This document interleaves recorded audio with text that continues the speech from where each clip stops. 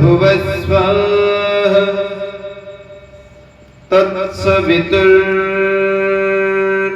तत्सवितुर्वरेण्यं भर्गो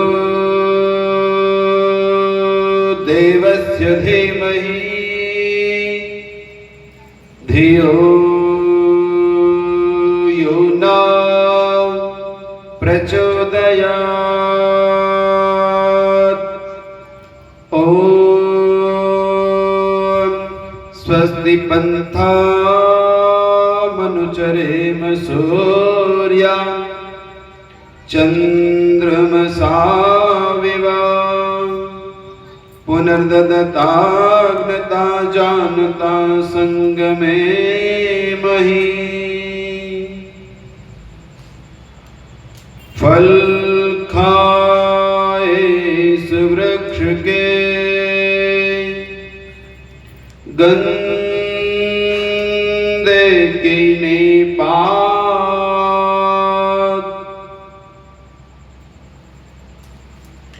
यही हमारो धर्म है। सुजले इसी के साथ।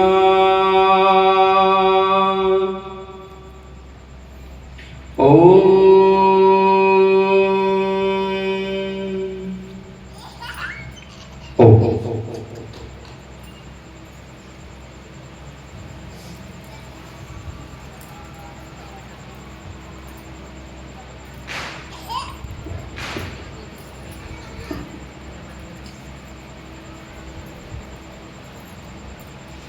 मंच पर उपस्थित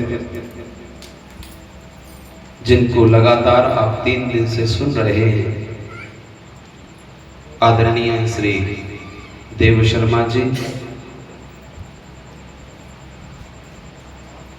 भाई अंकुर जी उनके साथ में वादक का काम कर रहे हैं, और मेरे बाद जिनको आप सुनेंगे आदरणीय भाई संदीप जी जिनकी जीवा पर सरस्वती है, आदरणीय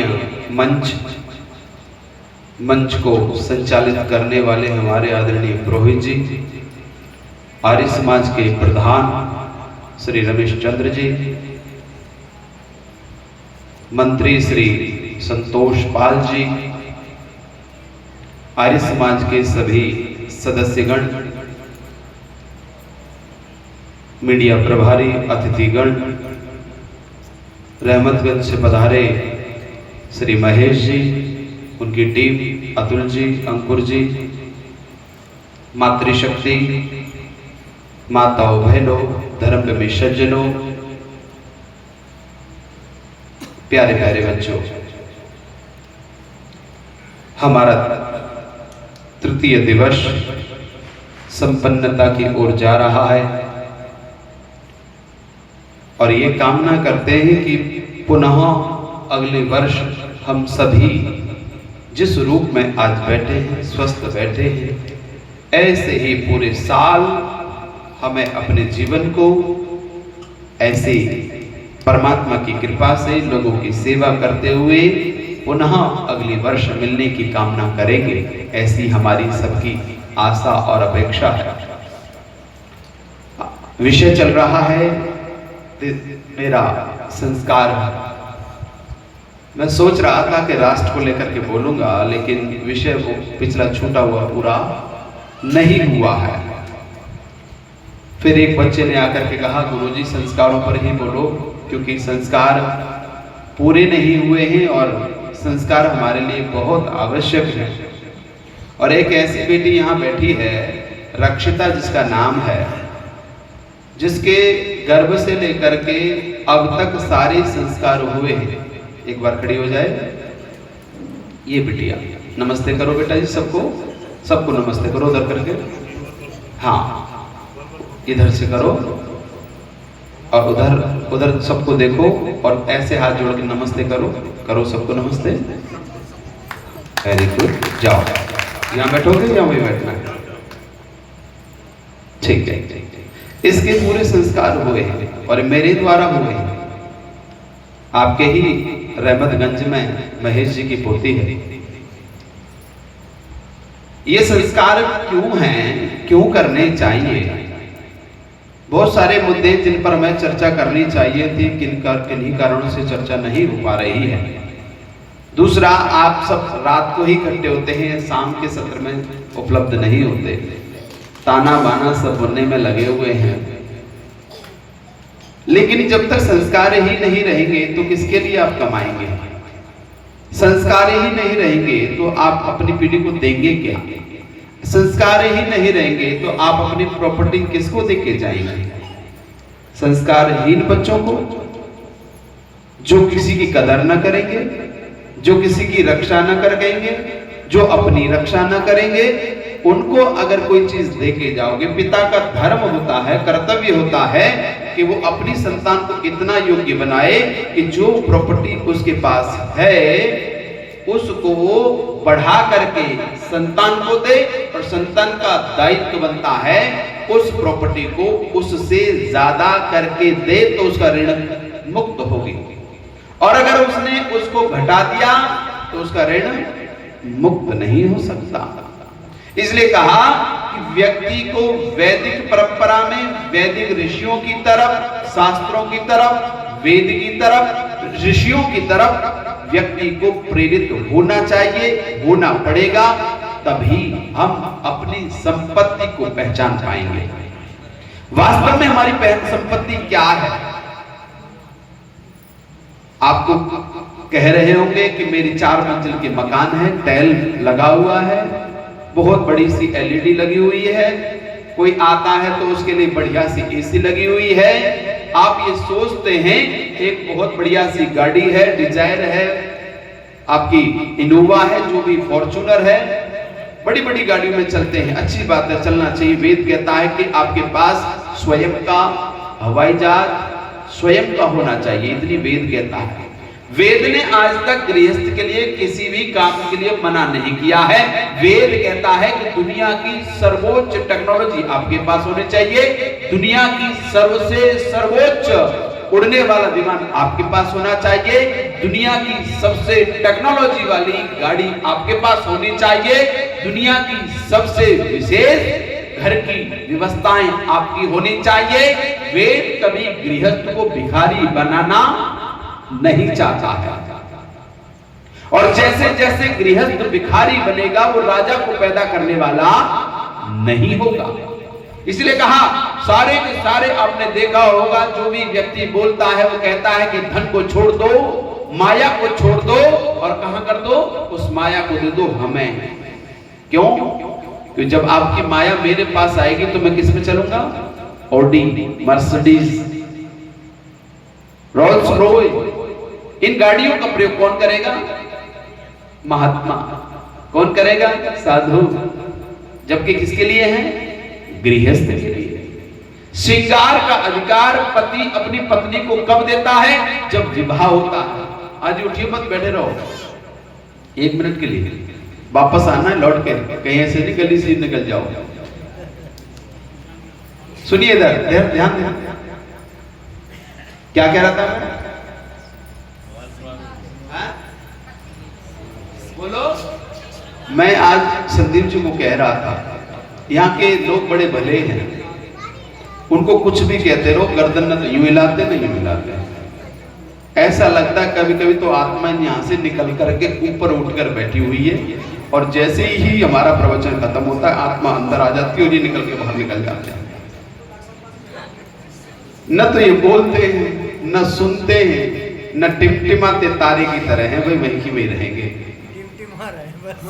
हाँ? अरे बोला करो, लाइट कम आ रही। हाँ? क्या बोला था मैंने? सबसे श्रृंगार का अधिकार कौन देता है? बोलो, जोर से बोलो। अरे मास्टर जी क्यों नहीं दे रहे उत्तर? हाँ? और सुबह तो सारे उत्तर देने लग रहे थे, अब बैटरी लो कर दी दिखे। हाँ? इसलिए कहा कि श्रृंगार का अधिकार कौन देता है? पति अधिकार देता है स्त्री को, और सारा श्रृंगार कोई कराता है अपने हाथों से, तो वो कौन करता है? पति करता है।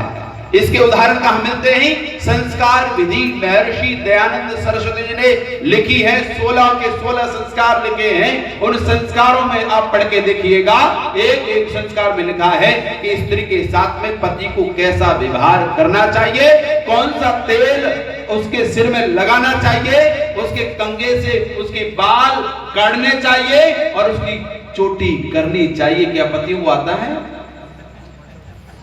नहीं आता ना? अब तो गर्दन कितनी जल्दी हिला रही है, ये चाहती है कि पति मेरी चोटी करे। ये तो अच्छी बात है। हाँ, ये तो अच्छी बात और सारी बेकार थी।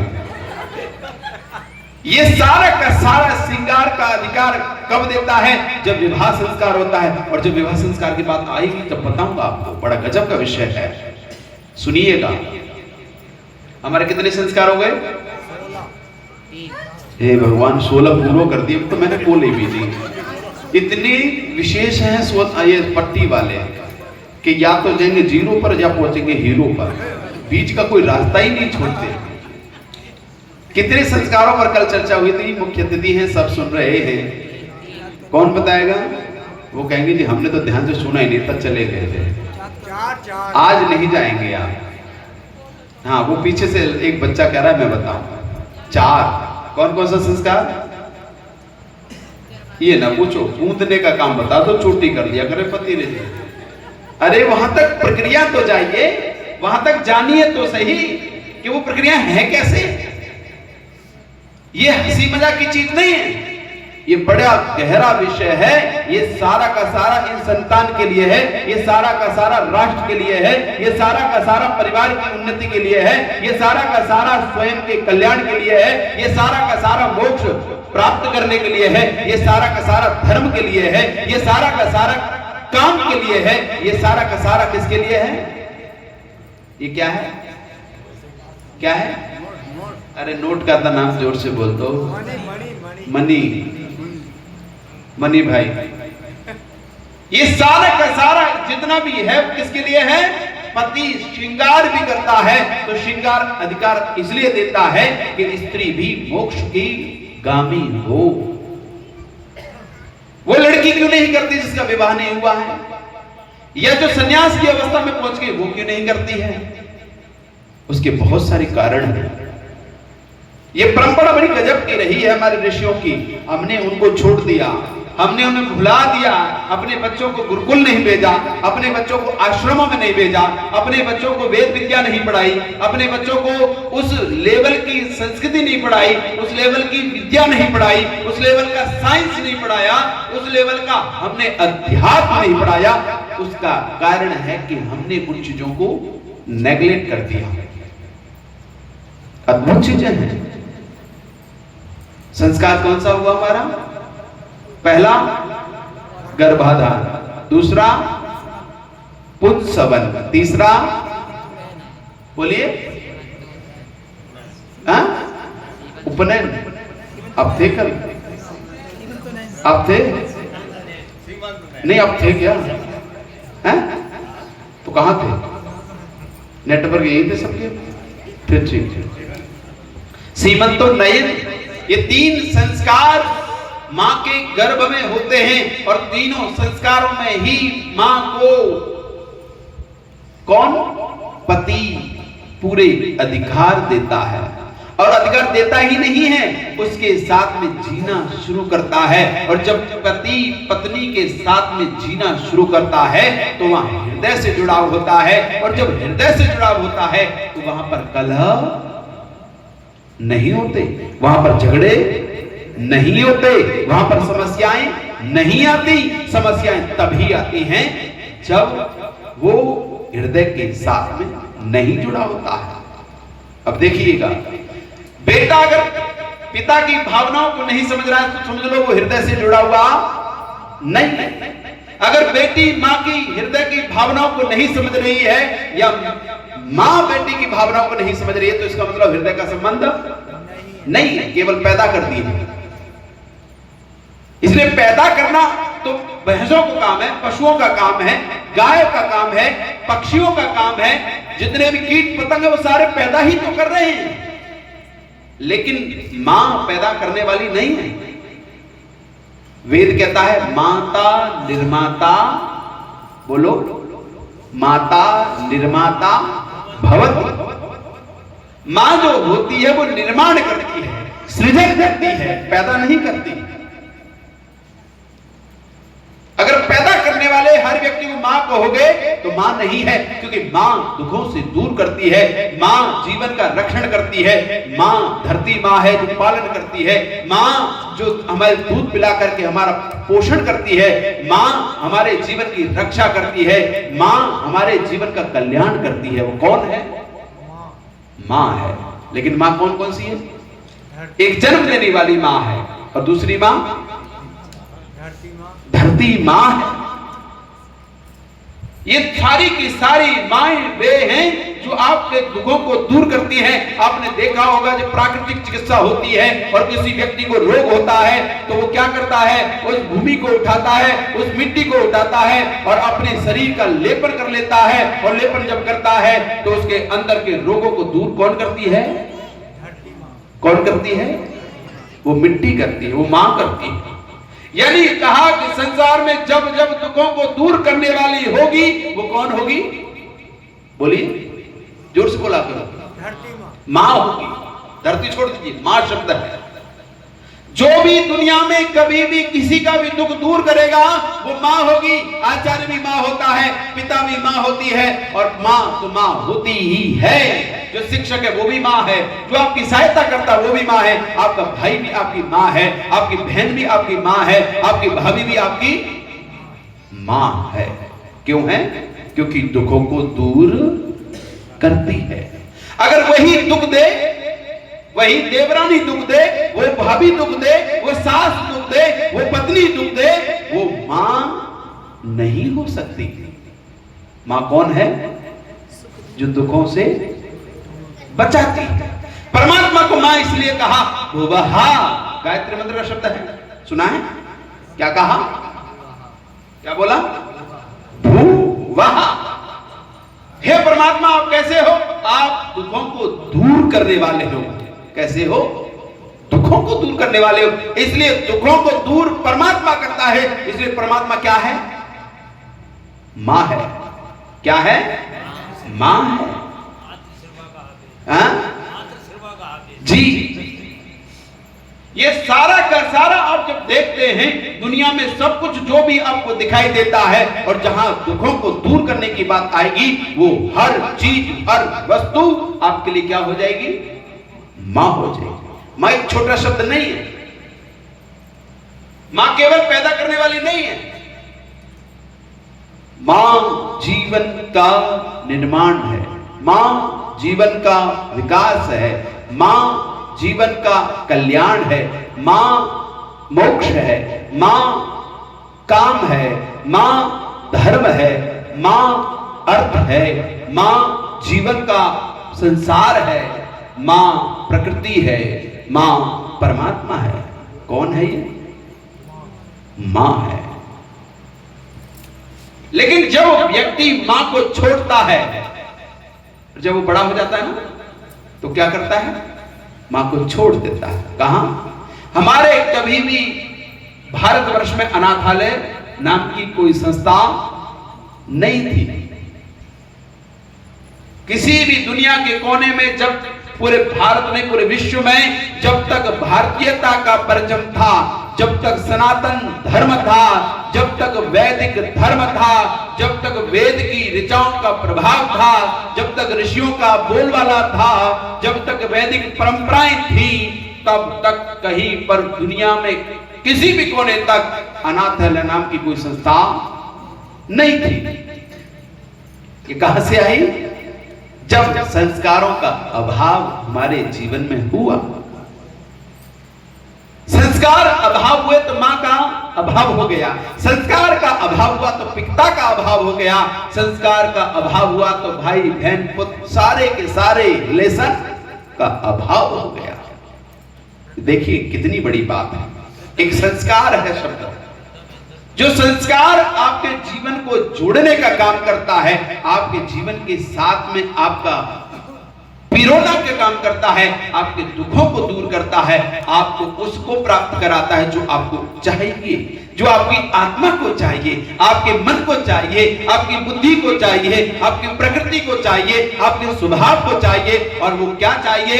वह है परमात्मा, वह है मोक्ष, वह है स्वर्ग। लेकिन कैसे मिलेगा? कैसे मिलेगा? सेवा करने से। दूसरा, अरे सेवा के भाव कैसे आएंगे? बिना संस्कार के नहीं आएंगे। जो एक पहली पीढ़ी थी हमसे, वो आज भी कोई बड़ा व्यक्ति, उसका पिता, उसका चाचा, कोई ताऊ उसको कुछ बोलता है तो प्रत्युत्तर नहीं देता। लेकिन इनके बाद हमारी पीढ़ी आई, हमारी पीढ़ी तत्काल, फौरन, स्पीड में, जियो की 5 वाईफाई की तरह तत्काल वंदे भारत ट्रेन की तरह उत्तर देने वाले माहिर हो गए। क्यों? क्योंकि वंदे भारत के स्टेशन सब जगह नहीं थे। जिसके सब जगह स्टेशन नहीं होंगे, जिसको टोकने वाला नहीं होगा, जिसको रोकने वाला नहीं होगा, उस व्यक्ति का जीवन का समाप्तिकरण हो जाएगा। इसलिए जीवन को रोकता कौन है? संस्कार। जीवन को टोकता कौन है? संस्कार। इसलिए संस्कारों के बिना जीवन ही अधूरा है, जीवन ही मोक्ष नहीं नरक का कामी है। जो व्यक्ति संस्कारों से दूर भागता है उसको नरक मिलता है, मोक्ष नहीं मिलता। कोई कहता है कि जप कर लेंगे मोक्ष मिल जाएगा ना। अरे जप की स्थिति बनाने के लिए तो व्यक्ति को धार्मिक होना पड़ेगा, बच्चे को अध्यात्म से जुड़ना पड़ेगा। और वो कौन जोड़ेगा? संस्कार। आप लोगों की जो पटरी है ना, वो ऐसी है जो कभी मिलने वाली नहीं है, क्योंकि आपने ऐसी पटरी पकड़ी है जिसका ना तो अंत है ना कोई प्रारंभ है। आपको पटरी कौन सी पकड़नी चाहिए थी? वेद ने कहा, मनु ने कहा, मनु महाराज ने सीधा स्पष्ट लिखा, 2वें अध्याय में लिखा। और क्या लिखा? कि व्यक्ति को संस्कार जीवन में लाने चाहिए, और व्यक्ति के जीवन में संस्कार नहीं हुए तो वो पटरी की तरह साथ तो रहेंगे लेकिन मिलेंगे कभी नहीं। आनंद आ रहा है मुख्य अतिथियों को? सच में आ रहा है? ऐसा तो नहीं लग रहा कि जाना है?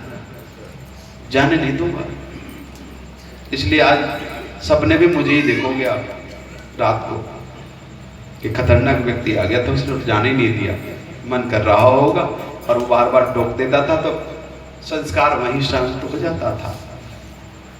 ये जीवन का पल है, ये पता नहीं आज आप जा रहे हैं, किसी को रात को ही उसकी राम नाम हो सकता है, नहीं हो सकता, पता कुछ नहीं।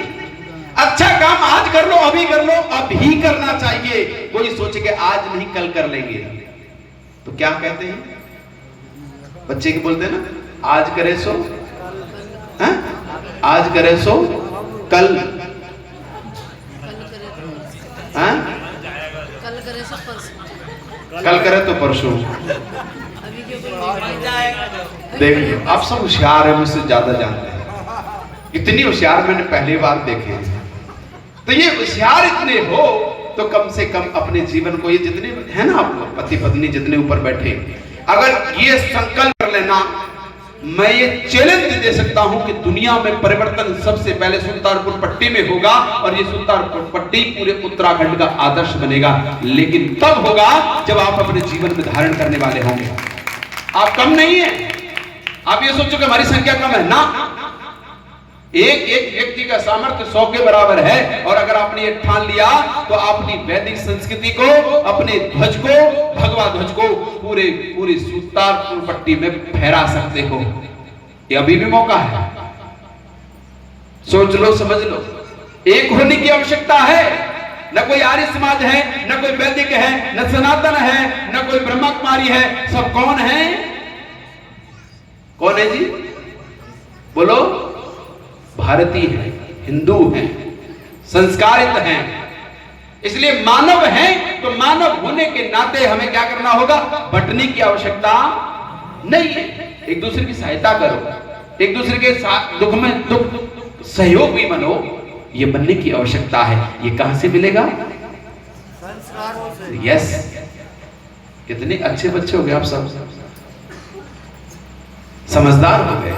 हो सकता है कल से आप लोग ये भूल जाएंगे, सानी सपाटी करने में भूल जाएंगे। आप कहेंगे भाई आचार्य जी का था, ये प्रवचन तो चलते रहते हैं, इनके सब कोई बात नहीं, बहुत बढ़िया कहा था, कोई नहीं, अगले साल आवेंगे फिर देख लेंगे। सुधरने वाले नहीं है। कैसे सुधरेंगे? आज ही पर्दे के पीछे क्यों देख रहे हो? मुख्य अतिथि जी इधर से नजर रखो, अब आप पर पूरा फोकस मेरा आपके ऊपर ही है। आपकी 1 मिनट बार बार चल रही है, इसलिए हमको ये ध्यान रखने की आवश्यकता है। संस्कार कौन से हुए थे? 4। कौन कौन सा? पुंसवन, सॉरी, गर्भाधान, पुंसवन और सीमंतोन्नयन। जब बच्चे का शरीर के अंदर पूर्ण विकास हो जाता है, तो पूर्ण विकास होता है 8वें महीने पर। 8वें महीने पर उसके पूरे अंग का पूरा अंग तैयार हो जाता है। अब वो तैयारी कर रहा है कहां की? बारात की। आ जाना चाहता है, इस संसार में आना चाहता है। परमात्मा से प्रार्थना करता है कि हे परमात्मा, मुझे इस नरक से निकाल करके बाहर कर दे, और बाहर करते मैं तेरे ही गुण गाऊंगा, तुझे ही भजूंगा। लेकिन जैसे ही यहाँ आता है, किसी को दिखता है ऐसे ऐसे पीछे कटिंग, छप्पर जैसे बाल, कहता है ये भी एक आत्मा है। दूसरी जगह दिखता है महिलाओं ने भी छोटी छोटी हैप्पी कटिंग करवा रखी है, उधर भी देखता हूं, वो सबको ऐसे करके दिखता है। ये देख रहा है, ये सीखेगा आपसे, और हम उसको कहते हैं कैसा लग रहा है, क्यूट है, प्यारा है, उसको बार बार कहेंगे बोले कोई बात नहीं, तू आप मुझे कितना ही किस कर ले, लेकिन मेरा नंबर आएगा, मैं रुलाऊंगा तुम सबको। और जब बड़ा होता है तो माँ कहती है आचार्य जी सुनता नहीं है, सुनता नहीं है।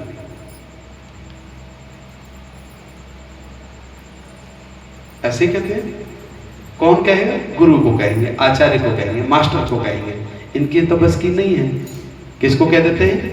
अरे माँ तो दुनिया का विनाश करने वाली है, माँ तो जीवन का विकास करने वाली है, वो चाहे तो निर्माण करे, चाहे तो विनाश करे, उससे ऊपर तो दुनिया में कोई पैदा ही नहीं हुआ है। लेकिन माँ ने अपना सामर्थ्य खो दिया, अपने सामर्थ्य को पहचाना नहीं, अपने सामर्थ्य को जाना नहीं। अगर जान लेती, उस पुरुष को भी पैदा करने वाली कौन है? बोलो, वो मां है। इसलिए कहा कि उससे ऊपर दुनिया में कोई नहीं है। लेकिन कब है? जब उसने अपने जीवन में उन चीजों को धारण किया है। इसलिए मौका है, अपने जीवन में धारण करो, आगे बढ़ोगे तभी। अगर आप करके देखिएगा कि आपसे बड़ा सामर्थ्यशाली कोई दुनिया में पैदा नहीं हुआ। आपको ही आपने पैदा किया राम को, आपने ही पैदा किया है कृष्ण को, आपने ही पैदा किया है महाराणा प्रताप को, आपने ही पैदा किया है शिवाजी को, आपने ही पैदा किया ऋषि दयानंद को, आपने ही पैदा किया है गौतम को, गणाद को। इन सबको पैदा करने वाली कौन है? मां है। तो सामर्थ्य मां का कम नहीं है। इसलिए हम सबको यह ध्यान रखने की आवश्यकता है कि हम संस्कारों की ओर दौड़े। देशभक्ति यहीं से आएगी, राष्ट्रभक्ति यहीं से आएगी, जातिवाद खत्म यहीं से होगा। लेकिन अगर संस्कारों को ध्यान नहीं दिया तो आप इस जो चल रही क्रांति है उसको कभी नहीं रोक सकते। इसको रोकना है तो कहां से रोकोगे? संस्कारों से। तो चौथा संस्कार कौन सा है? जात कर्म। जाति दी जाती है। कौन सी जाति? बोलिए बोलिए माताएं बोलिए, क्या कौन सी जाति दी जाती है? ये कहेंगी जाट दी जाती है, ब्राह्मण दी जाती है, मौर्य दी जाती है। नहीं, मनुष्य जाति दी जाती है। और सोने की सलाखा से लिखा जाता है तुम वेदोसी। तू कौन है? कौन है तू? बोलिए, तू वेद है।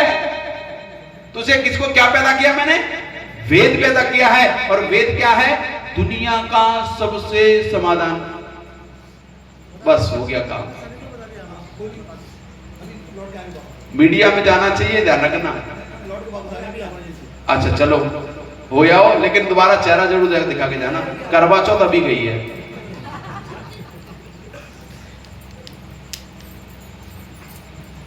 नहीं तो आयु कम हो जाएगी, ध्यान रखना। मनु महाराज से, लेकिन मनु तो यहाँ बैठा है। बैठे ही तो है, लेकिन सर्वव्यापक है ना वो। हाँ, लेकिन मनु ते वो कहेगा इसी से ना मांगी तो उससे कहां से मिलेगा, वो तो उससे भी गहरा है। तो ठीक है, क्या कह रहा था? जात कर्म संस्कार सोने की सलाखा से लिखते थे उसकी जीवा पर, और क्या लिखते थे? तू कौन है? बोलो क्या है? वेद है। वेद क्या है? सारी समस्याओं का समाधान, सारी विद्याओं का समाधान, सारे जितने भी संसाधन हैं वो वैज्ञानिक, सारे कर्मकांड का विशेषज्ञ, यानी जितनी भी विद्याएं दुनिया में दिखाई देती हैं वो सब किसकी हैं? वेद की हैं। इसलिए क्या कहते हैं? आत्मा को पिता कह रहा है अपनी गोद में रख करके, और क्या कह रहा है? जब वो 1 दिन का है तब उसके जीवा पर, उसके मुंह को थोड़ा खोल करके क्या लिख रहा है उसके जीवा पर? वेद लिख रहा है। और आजकल के डॉक्टर क्या करते हैं? कोई डॉक्टर तो नहीं है यहाँ? है कोई डॉक्टर? हाँ, गर्दन हिला रहे हैं। डॉक्टर साहब कहते हैं कि इसको कुछ नहीं कीजिए, क्योंकि अभी ये बच्चा है, इसको इन्फेक्शन फैल जाएगा, ये हो जाएगा, वो हो जाएगा। लेकिन आज से 1,96 करोड़ 8 लाख पहले जब संस्कार शुरू हुए होंगे तब ही ऋषियों ने लिख दिया कि इसका जात कर्म संस्कार होगा। और किससे होगा? शहद से। लेकिन डॉक्टरों के पास जाओ, बेचारे क्या करें, उनकी भी मजबूरी है। उन्होंने जो थ्योरी पढ़ी है उसके अकॉर्डिंग कहना पड़ेगा उन्हें। आयुर्वेद के विषय जब जानेंगे, मैं किसी आयुर्वेद या एलोपैथी या होम्योपैथी का विरोध नहीं कर रहा हूं, लेकिन शहद वो चीज है जो कभी भी बच्चे के लिए नुकसान नहीं देगा। ये क्यों? क्योंकि ये प्राकृतिक है, प्रकृति से बना हुआ है। चीनी का बना करके दोगे तो नुकसान हो जाएगा, लेकिन मधुमक्खी के द्वारा वो शहद उस बच्चे के जीवा पर चटाओगे तो वो नुकसान नहीं होगा। तो क्या कहा कि उस बच्चे को पैदा होते ही उसके जीवा पर क्या लिखते हैं? या तो ओम लिखते हैं या वेद लिखते हैं। लिख दिया और क्या कह दिया कि तू आज से वेद है। वेद जैसे ही लिखा और उसके कान में बोलते हैं को असी कतमो असी कस्यासी, कौन है तू, किसका है तू, कहां से आया है? ये कौन पूछ रहा है? ये पिता पूछ रहा है। कहां पूछ रहा है? कान में पूछ रहा है। एक छोटा सा बच्चा जो 2 दिन का है, 3 दिन का है, उसके कान में क्या कह रहा है? कोसी, कौन है तू? ये कैसे पता लगा कि वो बच्चा सुन रहा है? आपने देखा अभिमन्यु का नाम पेट में था, संस्कार कहां से आए? ये सारे के सारे उस बच्चे के साथ में संस्कार जोड़े जा रहे हैं। पिता अपना संबंध जोड़ रहा है पुत्र से। क्या कह रहा है वो? हाँ जी, ध्यान से सुनो। हाँ जी, इधर देखो, सीधे बैठो। कौन है तू, कहां से आया है? ये कौन पूछता है? पिता पूछता है अपने गोद में बैठा करके बच्चे को। और वो कहता है कि तुम वेदोवसी, तू वेद है, तू ईश्वर का पुत्र है, तू ईश्वर ने भेजा है। किसके लिए भेजा है? मेरे दुखों को दूर करने के लिए।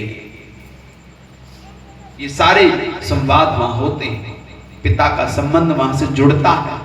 अब तक पिता का संबंध उसके साथ नहीं जुड़ा, क्योंकि बाह्य चला कि वो केवल कभी पेट पर हाथ रख रहा है, कभी हृदय पे हाथ रख रहा है, कभी बालों में तेल डाल रहा है, वहीं तक था। लेकिन पहला संस्कार उस बच्चे के साथ में करता है और उसके कान में बोलता है कि कोई दूसरा ना सुन ले।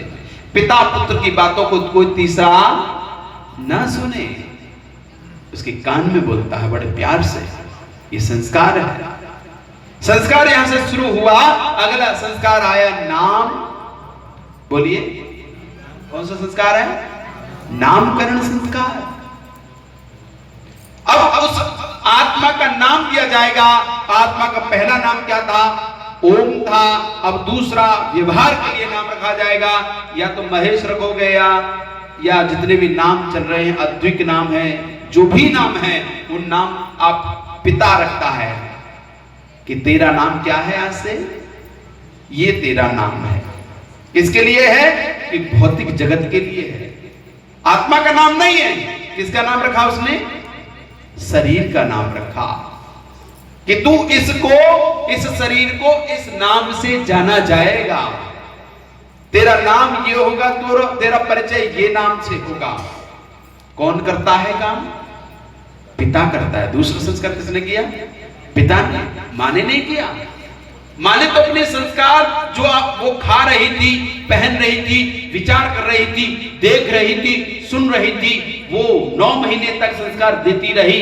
लेकिन अब कर्तव्य किसका आया? पिता का है। लेकिन अभी भी मां का दायित्व है। कब तक? जब तक उस बच्चे को दूध पिलाती है। आपने देखा होगा, अगर मां मिर्ची का भोजन कर ले तो बच्चे को क्या हो जाते हैं? दस्त हो जाते हैं। कितनी गहरी चीजें हैं। मां के अंग से पैदा हुआ, मां के खून से पैदा हुआ, और आज भी उस मां के दूध को पी रहा है। और मां अगर रोटी ज्यादा खा ले तो बच्चा क्या करता है? क्या करता है? पता ही नहीं होगा इनको। दर्द हो जाता है पेट। दर्द नहीं होता? बताओ, इन्हें पता ही नहीं। उभा लेता है, ऐसे ऐसे करता रहता है, उभा लेता है। क्यों? क्योंकि मां ने भोजन ज्यादा कर लिया। इसलिए कहा कि मां को भोजन थोड़ा थोड़ा बीच में करते रहना चाहिए। मां एकदम सारा भोजन ना करे, थोड़ा थोड़ा पूरे दिन खाती रहे, गाय की तरह वार करती रहे। लेकिन मां क्या करती है? एक ही बार में पूरा ठसा ठस भर लेती, चारों कोने। और जब नहीं जाता है तो टूकों को ये लेकर के और दबा करके अंगूठे से, उंगली से दबा के अंदर लेकर के जब जाएगा, ऐसे जाता, हाँ ऐसे ही जाता। इसलिए मां को भोजन कम करना चाहिए। क्यों? क्योंकि उसका निर्माण बच्चे का कर रही है, अपना नहीं है। ये त्याग क्या है? यही त्याग है। जब वो कहती है कि बेटा तू बड़ा हो जा और अपनी संतान का जब तू पैदा करेगा ना, तब तुझे पता लगेगा। ये क्या था? यही त्याग था। लेकिन इस त्याग को मां भूल गई। आजकल की मां त्याग नहीं करती। 8 दिन 10 दिन वो खाट पे भी नहीं रहती है, चलना फिरना शुरू कर देती है। जबकि कहा कि अगर मां अपने जीवन में उस समय धैर्य रख लेती है, आहार विहार पर नियंत्रण कर लेती है, तो उसका बुढ़ापा अच्छा हो जाता है। अगर उस समय उसको अच्छी चीजें नहीं दी गई, उसको खुराक अच्छी नहीं दी गई, उसको अच्छे घी आदि का सेवन नहीं कराया गया, तो वही मां जीवन में 50 साल के बाद दुखी होती है। क्यों? क्योंकि उसके शरीर से एक नई ऊर्जा बाहर आ गई। उसकी ऊर्जा बच्चा है, बेटा है, बेटी है, इसलिए उसको ऊर्जा की आवश्यकता है, उसको धैर्य की आवश्यकता है, उसको आराम की आवश्यकता है। लेकिन अगर वो मां आराम नहीं करती है तो उसको जीवन में दुख प्राप्त होता है। इसलिए मां जब उसको दूध पिलाती है तो उसके क्रोध में अगर उसने दूध पिलाया तो मां बेटा क्या बनेगा? क्या बनेगा? क्रोधी। मां दूध पिला रही है और झूठ बोल रही है तो बच्चा क्या बोलेगा? झूठ बोलेगा। मां दूध पिलाते हुए किसी के साथ छल कर रही है तो क्या करेगा? वो छल करेगा। मां का कॉपीराइट है, मां का पेस्ट किया हुआ बच्चा है, इसलिए मां को बहुत धैर्य रखने की आवश्यकता है। इसलिए उस मां को कहा कि जिस मां ने ऐसे निर्माण किया है, उस मां को कहा कि ये मां बड़ी तपस्वी थी। वो कहे ना कि मैंने तुझे जन्म दिया ना, तू जन्म दे के देना, तब पता लगेगा क्या होती है मां। लेकिन फीलिंग खत्म हो गई। क्यों हो गई? क्योंकि मां पुत्र से जुड़ नहीं पाई। ये सारी भूमिकाओं में मां और पिता दो की ही है। केवल आचार्य आता है, बोलता है, चला जाएगा। आचार्य आएगा, मंत्र आदि का उच्चारण करेगा, बार बार आपको प्रेरित करेगा, प्रेरणा देगा, लेकिन जीवन में धारण किसको करना है? पिता और मां को। ये बहुत बड़ी बात कर रहा हूं कि ये 25 वर्ष अगर आपने अच्छे से बच्चे का सृजन कर लिया तो आपके 75 वर्ष अच्छे हो जाएंगे। अगर आपने इन 25 वर्ष के अंदर उन बच्चों का निर्माण अच्छा नहीं किया तो यही बच्चे आपको कहां भेजेंगे? वृद्धाश्रम। केवल अनुद्राचार्य नहीं, ऐसे निगम बहुत सारे लोग हैं। वो तो बेचारे एक है, जैसे कितने हैं। मैं गोरखपुर गया और एक किसी का जन्मदिन था तो उन्होंने कहा कि आचार्य जन्मदिन कैसे मनाना चाहिए। मैंने कहा मैं बताता हूं कैसे मनाओ। उन्होंने मेरी टिकट ली यहां से, मैं यहां से पहुंचा। सुबह प्रातःकाल यज्ञ किया। यज्ञ करने के बाद अनाथों में भेजा गया कि भाई अनाथों में चलते हैं, चलो। पूरे दिन के 9 घंटे के कार्यक्रम मैंने बनाए। वृद्धों में गए, अनाथों में गए, उनके साथ वार्ता की, उनको कुछ दिया, उनको खिलाया हाथों से। उस व्यक्ति ने कहा कि आचार्य जी मैं तो यज्ञ करता था और बना लेता था, लेकिन पहली बार लगा कि किसी के साथ जुड़ करके जन्मदिन मनाने का आनंद ही कुछ और है। किसी को खिला करके आनंद जो मिलता है उससे बड़ा आनंद नहीं है। और जब माँ अपने बच्चे को खिलाती है और माँ बार बार उसको डांट करके पीट करके खिलाती है, खिलाते खिलाते माँ बेटा कहता माँ पेट भर गया है, वो कहती ना बेटा अभी नहीं भरा और खा। लेकिन वो माँ स्वयं को नहीं खाती। केवल 2 रोटी बची है, सब्जी नहीं बची, लेकिन उस सब्जी के बच नहीं बची है, उस बच्चे को खिला दिया है, वो उसी को पहुंच पहुंच करके खा लेती है। नहीं है तो पानी के साथ रोटी खा लेती है, अपनी भूख को शांत कर लेती है। वही माँ को जब कोई वृद्धाश्रम में छोड़ता है तो माँ कोसती है अपने आप को कि मैंने अपने बच्चे के लिए इतना कुछ किया था, लेकिन मैंने कैसी गलती कर दी कि उस बच्चे के अंदर कौन सा संस्कार नहीं दिया जिसकी वजह से आज मुझे नौबत देखनी पड़ी। उसका कारण है ऋषि दयानंद कि उसको नहीं पड़ा। स्त्रियों के लिए सबसे ज्यादा किसी ने सोचा तो किसने सोचा? महर्षि दयानंद सरस्वती ने। आप पढ़ के देखिएगा, देश में स्त्रियों को पढ़ने का अधिकार नहीं था। देश में स्त्रियों को विवाह करने का, पुनर्विवाह नहीं होने का अधिकार नहीं था। स्त्रियों को सारे अधिकार किसी व्यक्ति ने दिए तो किसने दिए? महर्षि दयानंद। उसने देखा कि जो निर्माण करने वाली स्त्री है उसको उपेक्षित कर दिया, उसका अभाव कर दिया, और जब अभाव किया तो उसने देखा कि अगर ये मां निर्माण नहीं हुई तो इसका विकास नहीं हुआ तो हो सकता है आने वाली पीढ़ी पैदा होगी नहीं। इसलिए लड़ना पड़ा और लड़ते लड़ते जहर खा गया, मर गया, लेकिन अधिकार दिला करके गया किसको? माताओं को। ऐसा था ऋषि। लेकिन हमने केवल ऋषि को एक ही रूप में जाना, ये तो आर्य समाजी है। और आर्य समाजी कैसे होते हैं? जो भगवान को नहीं मानते, यही धारणा है। लेकिन दुनिया में सबसे ज्यादा कोई मानने वाला है तो कौन है? ऋषि दयानंद मानने वाला है। वास्तव में मर्यादा पुरुषोत्तम श्री राम के विषय में कोई अच्छे से जानता है या जनाता है तो कौन? आर्य समाज है। भगवान कृष्ण के विषय में ऋषि दयानंद लिखते हैं कि जन्म से लेकर मृत्यु पर्यंत एक भी गलत कार्य नहीं किया। ऐसा था कौन? श्री कृष्ण। कौन कहता है ये? यानी वास्तव में ईश्वर को मानने वाला सही रूप में तो कोई हो सकता तो कौन है? आर्य समाज है, ऋषि दयानंद है, वेद है। लेकिन आपने शायद समझा नहीं, राष्ट्र के प्रति सबसे ज्यादा समर्पित कोई है तो कौन है? आर्य समाज है। दुनिया में जब जब क्रांति हुई उस क्रांति का मुंह तोड़ जवाब देने वाला पैदा हुआ तो कौन था?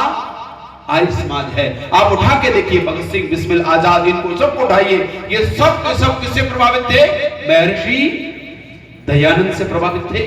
लेकिन आज आपने उस दयानंद की उपेक्षा कर दी, जिसने अपना सारा जीवन दे दिया, उसने सारा जहर पी लिया, और एक बार जहर नहीं पिया, 17 बार 18 बार जहर पिया। किसके लिए? आने वाली पीढ़ी के लिए। आने वाले भविष्य के लिए, आने वाली जनरेशन के लिए, आने वाली परंपराओं के लिए, आने वाले जीवन के साथ में जोड़ने वाले उन आने वाले बच्चे भविष्य के लिए।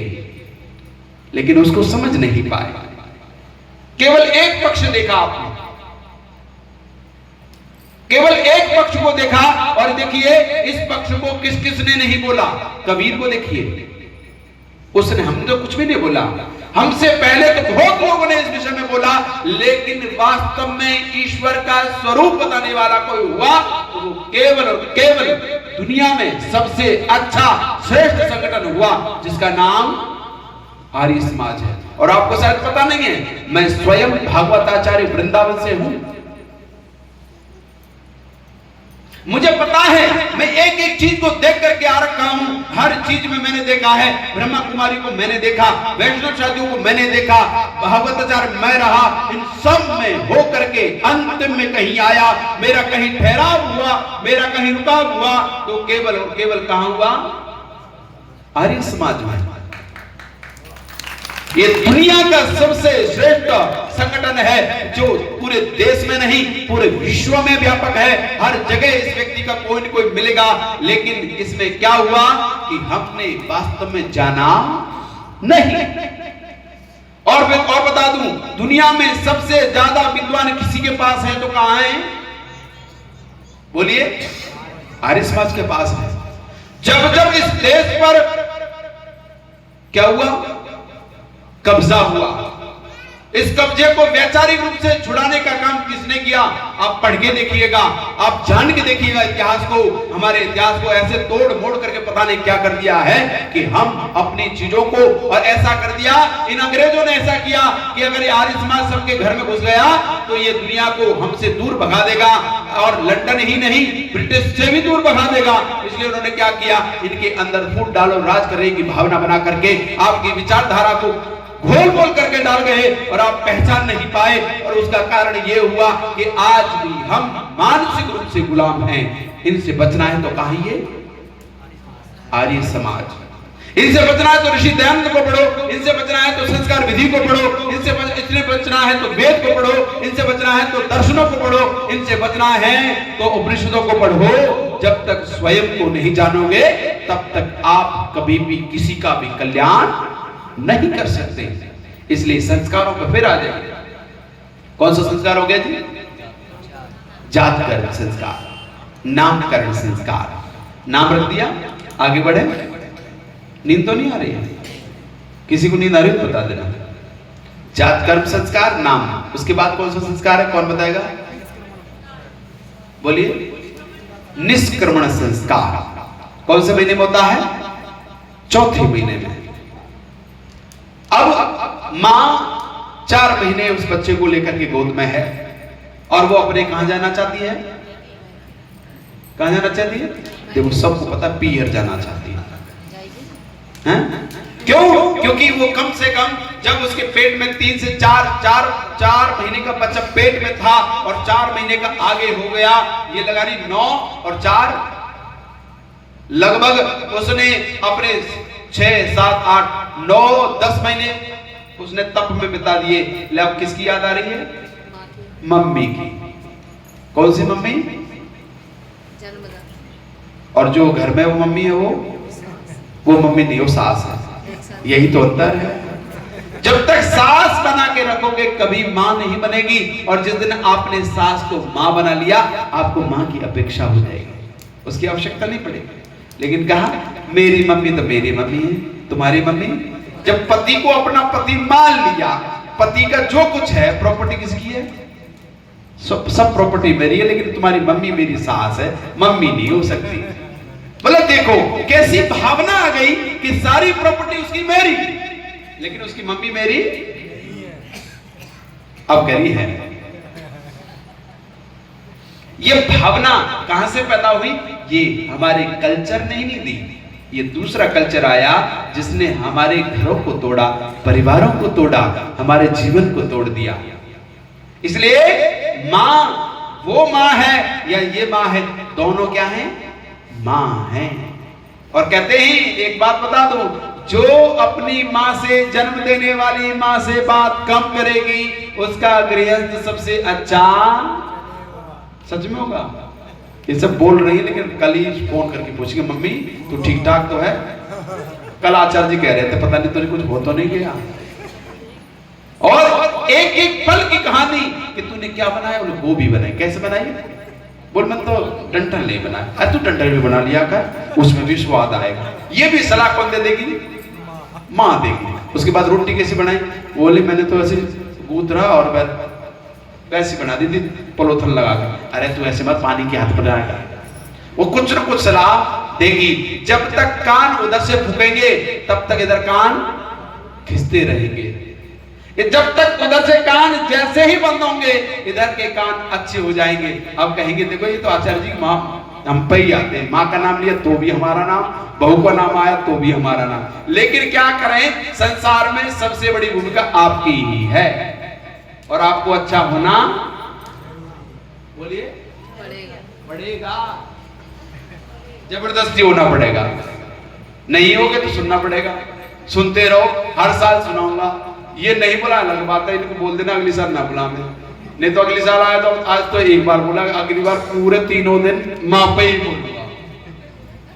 ठीक है? तो इसलिए अगली साल तक सुधर जाओ, सब अच्छे हो जाओ। आप सुधरे हुए हैं, मैं ये नहीं कह रहा हूं, लेकिन और अच्छे हो जाओ सब लोग। कौन सा संस्कार हुआ जी? निष्क्रमण संस्कार। उस समय क्या होता है कि जब बच्चा बाहर की हवा लगेगी तो क्या करना होता है कि वो अपने घर से अपने प्लॉट तक जहाँ पशु रहते हैं या चंद्रमा दिखाई देता है वो अपने बच्चे को लेकर के बाहर जाती है और चंद्रमा को अर्घ देती है। क्या देती है? अर्घ देती है। वह मंत्र बोले जाते हैं, अर्घ पति के साथ में देती है। दे करके वहां से लौट करके आती है। उतने में उस बच्चे को हवा स्पर्श करती है और वो हवा ये पता करती है कि बच्चा बाहर जाने लायक है या नहीं। कितना बड़ा तब है। ये तो कहेंगी आज तो इन्होंने जेल बना दी हमारी, यूं ना जान देगा पीयर भी। 9 महीने वे, 4 महीने वे, 9 4 13 महीने पूरे हो गए। लोंद का महीना जुड़ गया पूरा। जब 4 महीने होते हैं निष्क्रमण संस्कार होता है। जब उसे लगता है कि ये बच्चा उस हवा को सहन कर लेगा, तब माँ अपने बच्चे को लेकर कहाँ जाती है? जिस जन्म भूमि पर पैदा हुई है वहां जाती है। फिर लौट करके आती है। 6 महीने पर उसका क्या होता है? अन्नप्राशन संस्कार। और देखिए कैसी विधा है परमात्मा की। जब तक बच्चा 6 महीने के नहीं होता है तब तक दांत नहीं निकलते। क्यों? क्योंकि अन्न उसके लिए उपयोगी नहीं है। लेकिन माएं आज भी उसको कुछ कुछ चटाती रहती है और वो मुंह ऐसे टेढ़े मेढ़े बनाता रहता है। कभी ये नींबू चटा देंगे उसे, उसको मजे लेती है। बच्चों के निर्माण नहीं होता। क्या होता है? उसको कुछ चटा दिया, कुछ और खिला दिया कि इसके बहाने से मुझे भी मिल जाएगा। आज सुनते हो? बोले हाँ जी। बोल बच्चे का मन कर रहा है खट्टा खाने का, मन नहीं कर रहा बच्चे का या मम्मी का। बच्चे के बहाने से आज तुम्हें पता नहीं, बच्चे ने रो रो के मेरा परेशान कर दिया। कह रहा था पापा को कह दो कहीं बाहर से पाव भाजी, चाउमीन, बर्गर कुछ तो ले आएंगे। अब खाने किसको थे? हमारी माताओं को। इसलिए कंट्रोल करने की आवश्यकता थी। 6 महीने तक जब तक दांत नहीं निकलते तब तक माँ का दूध पीता है और जैसे ही दूध उसका बंद होता है वैसे ही उसके दांत निकलने शुरू हो जाते हैं। और देखिए माँ के स्तन में दूध भी समाप्त हो जाता है। कैसी प्रकृति है। जब पेट में बच्चा आता है और बच्चा जैसे ही बाहर आता है तो दूध बनता है और जैसे 6 महीने का होता है तो उस दूध भी समाप्त हो जाता है। क्या करता है फिर? अन्न का प्रयोग करता है। अन्न का प्रयोग करता है और अन्न में भी क्या करता है? अन्न में शहद का प्रयोग करता है, चावल का प्रयोग करता है, घृत का प्रयोग करता है। इसका अन्न प्राशन संस्कार होता है। ये तीनों नेचुरल है, प्रकृति के देन है।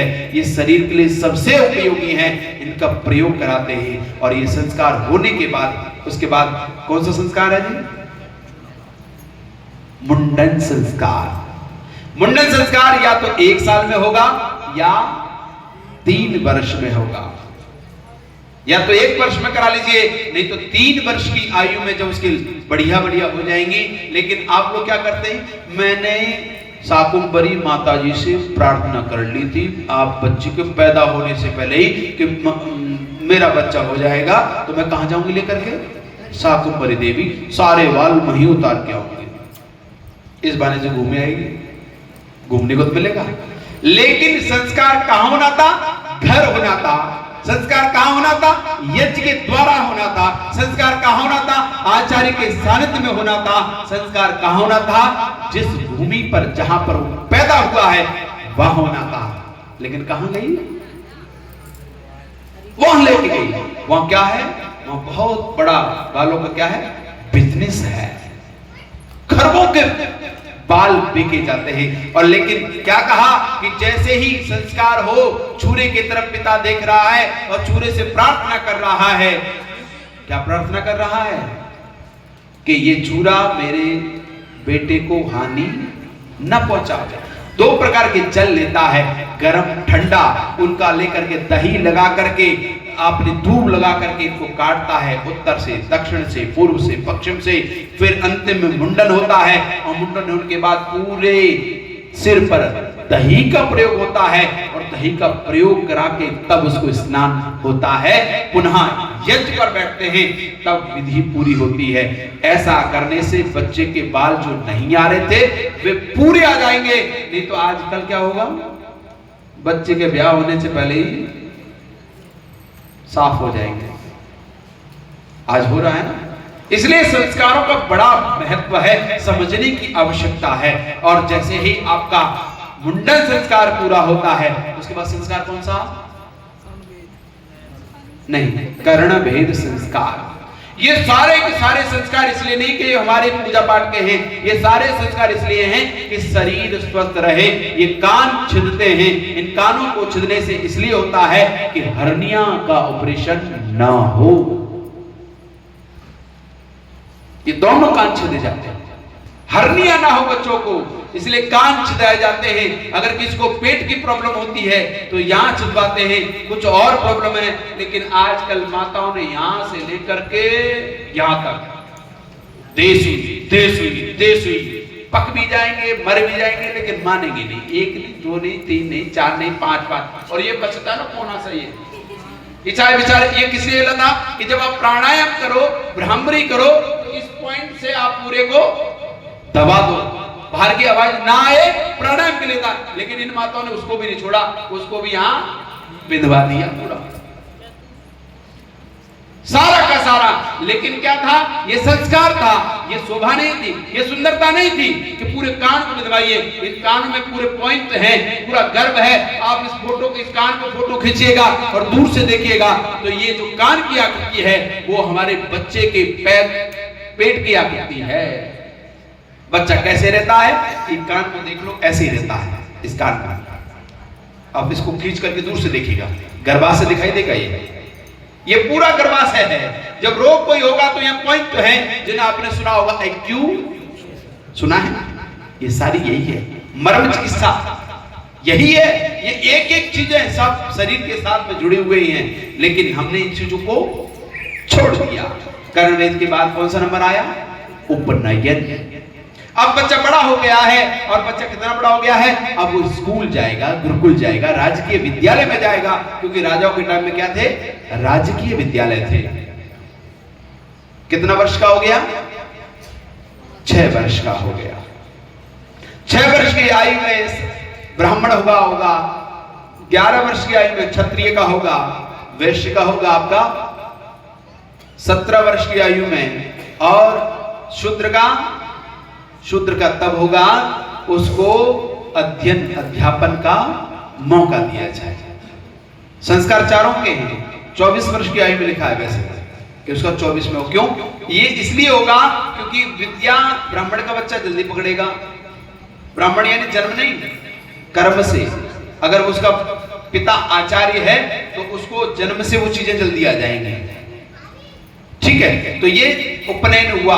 कभी अगर बच्चे को देखते थे तो पता लगाते थे कि बच्चा पढ़ा हुआ है कि नहीं। कैसे पता लगता था, जनेऊ से पता लगता था।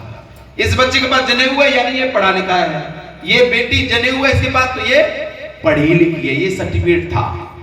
और उसके साथ में था वेदारंभ संस्कार, वेदा विद्या का आरंभ होता था, विद्या का शुरू प्रारंभ होता था। और उसके बाद ये जैसे ही वेदारंभ पूरा होता था, बच्चे की आयु होती 25 वर्ष, और 25 वर्ष का होते ही उसको गृहस्थ के लिए प्रेरित करते थे। और गृहस्थ में प्रेरित करते थे तो संस्कार होता था समावर्तन संस्कार, जिसमें लगभग 11 प्रकार के स्नान हैं। उन 11 प्रकार के स्नान कर लिया तो आपको मेकअप की जरूरत नहीं पड़ेगी। मैंने कराया है समावर्तन संस्कार, मैंने कराया है।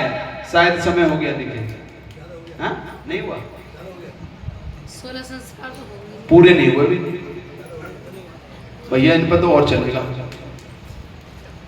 चलिए थोड़ा सा मैं बस नाम ले देता हूं, कभी दोबारा आऊंगा तो अभी गृहस्थ पर बोलूंगा। गृहस्थ संस्कार बहुत ज्यादा विस्तार में है, और क्योंकि गृहस्थ पर बोलना बहुत जरूरी है कि पति पत्नी का क्या संबंध है, कैसे संबंध है। अरे बोलना दो, तुम्हें भी बोलना भैया, नहीं तो ये तुम्हारा इंतजार कर रहे हैं। तो कौन सा संस्कार रहा? समावर्तन संस्कार। और समावर्तन के बाद अपने माता पिता गुरु के पास जाते थे, आचार्य के पास जाते थे और कहते थे, हे आचार्य, हम अपने पुत्र की अनुमति चाहते हैं, अब इसको विवाह के लिए ये योग्य हो गया है, आप अनुमति दीजिए। और आचार्य उसको अनुमति लेकर के संस्कार समावर्तन संस्कार करा करके उसे भेजता था। और इतने गजब का संस्कार है समावर्तन, अगर विवाह से पहले कर लिया तो 10 साल तक कोई भी किसी भी प्रकार का रोग नहीं आएगा। इतनी गजब की विधाएं हैं, कब कराई के देखिएगा अपने बच्चों को। नहीं उपलब्ध हो तो मुझे बुलाना, मैं आ जाऊंगा बिना दक्षिणा के, चिंता मत करना। कोई जो सोचेगा दक्षिणा लेंगे, बस संस्कार कराओ, बुलाओ, आऊंगा, चिंता नहीं करनी उसकी। तो वो संस्कार करा करके विवाह होता था, और विवाह का पूरा प्रकरण है। विवाह होने के बाद फिर वानप्रस्थ में जाता था, और वानप्रस्थ में फिर समाज में पूरा काम करता था, और वानप्रस्थ का पूरा करने के बाद फिर केवल और संन्यास में जाकर के ध्यान साधना और परमात्मा को प्राप्त करता था। और जैसे ही परमात्मा की ओर बढ़ता था, समाधि की अवस्था होती थी, शरीर 75 वर्ष का आयु होता था, और 75 की वर्ष की आयु में संन्यास लेकर के पूरी दुनिया का प्रचार करता था। और 100 वर्ष 102 3 4 5 वर्ष की आयु में वो अपने शरीर को छोड़ करके दूसरे शरीर को धारण करता था। ये सारी प्रक्रिया 16 है। 16 बार मनुष्य को जन्म मिलता है, 16 बार व्यक्ति की उन्नति होती है, 16 बार जीवन का विकास होता है। इसलिए हमें अपने जीवन में विकास करना चाहिए, संस्कारों को पढ़ना चाहिए। एक पुस्तक है, मैं कल भी बोल रहा था, संस्कार चंद्रिका, सब लीजिए, लिख लीजिए, बोले गजब की पुस्तक है। और एक सरल से सरल, अनपढ़ से अनपढ़ व्यक्ति भी उसको समझ सकता है, इतनी सरल है। पुस्तक का नाम क्या है? संस्कार चंद्रिका, डॉक्टर सत्यव्रत सिद्धांत अलंकार की पुस्तक है, बहुत गजब की है। गुरुकुल कांगड़ी विश्वविद्यालय के कुलपति रहे हैं, उन्होंने उस समय लिखी थी, इसलिए उस पुस्तक को कभी पढ़ने का मौका मिले पढ़िएगा। इसलिए मेरा समय पूरा होने जा रहा है। दर्शन जी देख लो, 5-7 मिनट और बची हो तो उन्हें भी खींच लूंगा। हो गया पूरा? चलो, ये खुश हो गया। हाँ देखो, इस बच्ची को आप देख रहे हैं, इस बच्ची के सारे संस्कार हुए हैं और आगे भी होंगे। मंत्र सुनाओगे? सुनाओगे? मंच पे आकर के अपने आप बेधड़क, ये तो बच्चे आते हैं।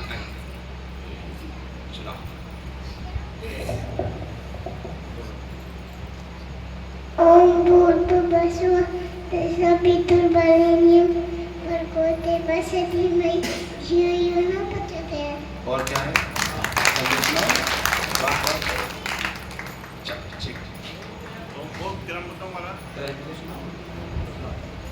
ओम त्र्यंबकं यजामहे सुगन्धिं पुष्टिवर्धनम् उर्वारुकमिव भवन्तनाः मृत्युर्मुक्षयमामहे अमामि।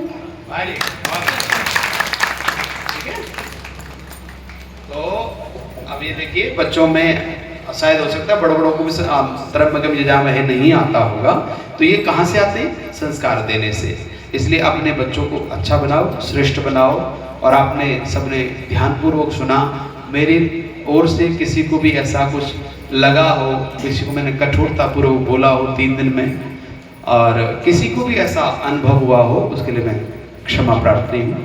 और यही कहूँगा, आप सबका प्रेम स्नेह ऐसे ही मिलता रहे। और विशेष करके 4-5 टीम के लोगों का बहुत बहुत धन्यवाद है। एक तो ये पीले कुर्ते में खड़े हैं, ये तो अद्भुत व्यक्ति हैं। एक प्रधान जी हैं, एक दर्शन जी हैं और एक सत्यप्रिय जी और मंत्री जी।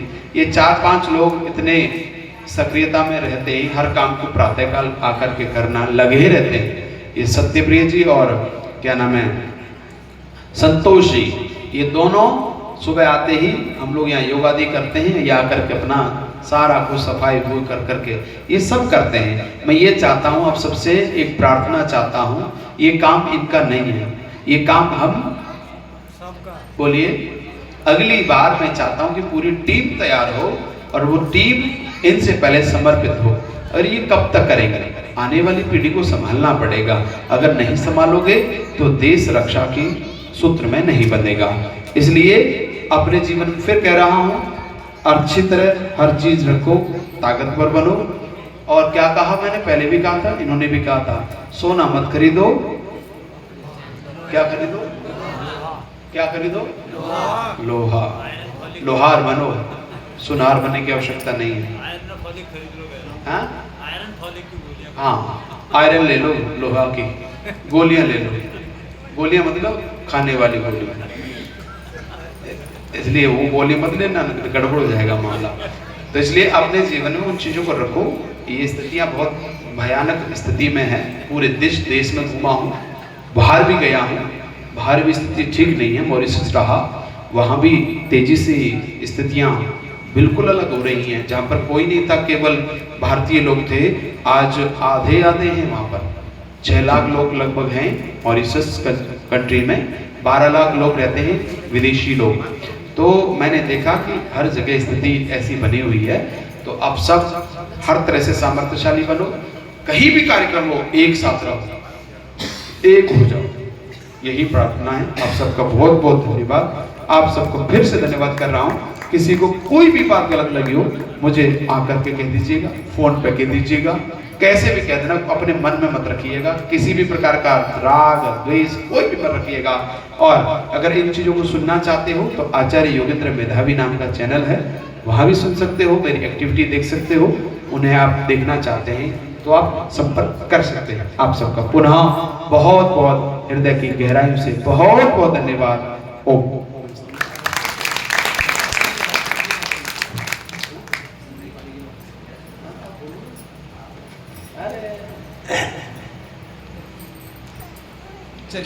आप सब लोग बहुत अच्छी बात सुन रहे थे। अरे जिस तीर्थ के लिए हरिद्वार हम कहते हैं, बस आपका निवास वही है बीएचई आर्य समाज में।